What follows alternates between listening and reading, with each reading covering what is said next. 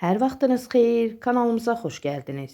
Əgər evdə çay sodası varsa, ondan dərman vasitəsi və yaxud da təmizləyici vasitə kimi istifadə etmək olar. Əgər borudan pis qoxu gəlirsə, borular yağla tıxanıbdırsa, onda içərisinə təxminən 2-3 qaşıq soda, biraz da adi qap şampunu əlavə edin.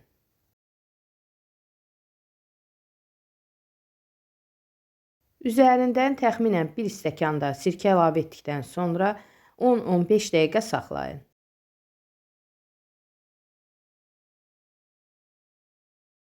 Sonra üzərindən 4-5 litr qaynar su əlavə edin. Bu üsulla boruların içərisindəki yağ və kir hamısı getmiş olur. Həm də borudan pis qoxu gəlmir.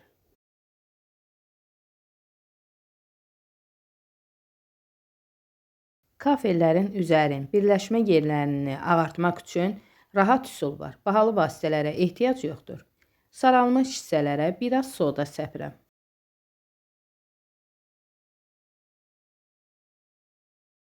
Sodanın üzərindən pereks əlavə etdikdən sonra adi diş fırçası ilə yaxşıca sürtürəm. İri şotka ilə də sürtüb təmizləmək olar. 15-20 dəqiqə saxladıkdan sonra su ilə təmiz-təmiz yuyuram. Gördüyünüz kimi bahalı vasitələr olmadan kafellərin üzəri tərtəmiz oldu. Açıq rəngli paltarların üzərində ləkə olduqda, rəngləri saraldıqda mütləq yuyucu vasitə ilə bərabər maşının içərisinə soda əlavə edin.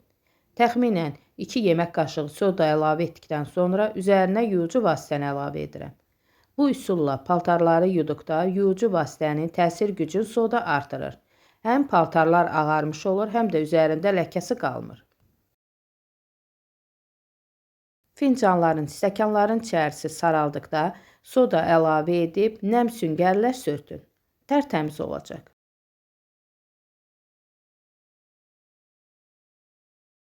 Gördüyünüz kimi fincanın içərisi ağappaq oldu. Mədən turşuluğunu azaltmaq üçün, bağırsaqların yaxşı işləməsi üçün yarım stəkan qaynar suya çay qaşığının ucunda soda əlavə edib qarışdırın. İlıq halda səhərlər ac qarnına içə bilərsiniz. Bunu bir həftə içib arada 10 gün fasilə ilə içmək olar.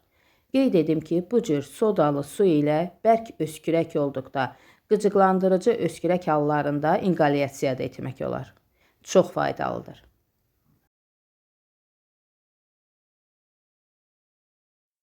Bir yemək qaşığı qatığın üzərinə yarım çay qaşığı soda əlavə edib qarışdırıram. Üz dərisi üçün çox faydalıdır. Həm peeling effekti verir. Dərini ağardır, dərini artıq ölü hüceyrələrdən təmizləyir. Bu cür dəriyə çəkib, yaxşı sürtdükdən sonra ilıq suda təmiz-təmiz yuyun. Çiyələyi yumazdan öncə mütləq sodalı suyun içərisində saxlamaq lazımdır. Üzərinə 2 qaşıq soda əlavə etdikdən sonra adi soyuq su əlavə edirəm. Çiyələklər bu suyun içərisində 5 dəqiqə qaldıqdan sonra üzərindəki bütün qumu, kiri hamısı suya çıxmış olur. Sodalı suyu atıb çiyələkləri axar suyun altında təmiz-təmiz yuyuram. Çox effektivli üsuldur. Bu üsulla həm tez təmizlənir, həm də dənələrin dibində olan qum, kir hamısı çıxmış olur. Gördüyünüz kimi tərtəmiz oldu. Saralmış, kirli corabları, çay dəsmalların, köynəkləri bu üsulla ağardıb təmizləmək olar. Üzərinə təxminən 2-3 yemək qaşığı soda, 2 yemək qaşığı da pereks əlavə edirəm. Üzərinə çıxacaq qədər qaynar su əlavə edib qarışdırıram. Corablar bu suyun içərisində ən azı yarım saat 40 dəqiqə qalır. Yumazdan öncə əlimlə azacıq ovxalayıram.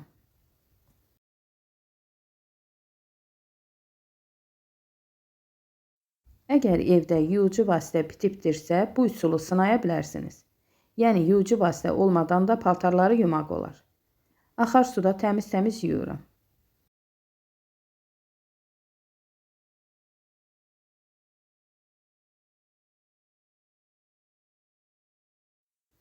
Bu üsulla rəngi saralmış, kirli paltarları ağartmaq olar.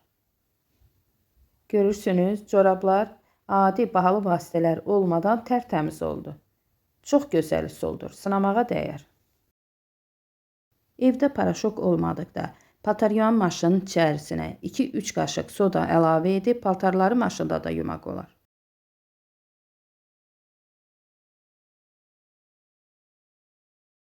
Qabağın içərisinə 1 yemək qaşığı çay sodası, 1 qaşıq pereksi əlavə edirəm. Üzərinə azacıq da diş pastası əlavə edib qarışdırıram. Bu vasitə ilə ayaqqabıların üzərini tərtəmiz etmək olar. Ketaların üzərinin hər tərəfin hazırladığım məhlulla sürtürəm.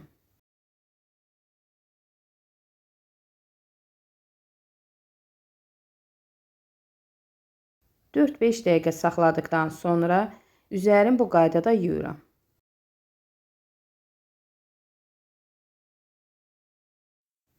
Bu ketaların ipi üzərinə bitişik olduğu üçün çıxardıb ayrıca yumadım. Sonda üzərini nəm salfet yardımı ilə silib təmizləyirəm.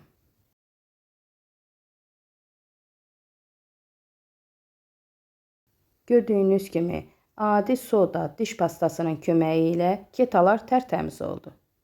Çox gözəl üsuldur, sınamağa dəyər.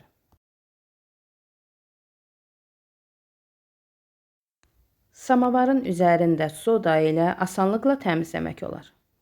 Para limon götürmüşəm. Üzərinə 1 çay qaşığı soda, adi tomat pastası əlavə edirəm. Samavarın hər tərəfinə üzərinə çəkirəm. Bu qaydada sürtərək çəkmək lazımdır. Hərdən üzərinə soda, tomat pastasından əlavə edə bilərsiniz.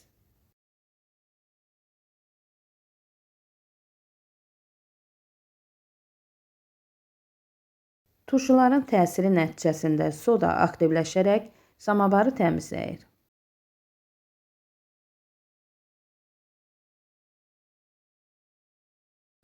Süngərin üzərinə azacıq qab şampunu çəkmişəm.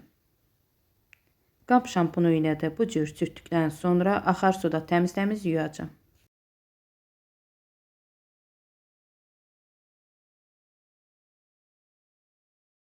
Sonra axar suda təmiz yuyuram.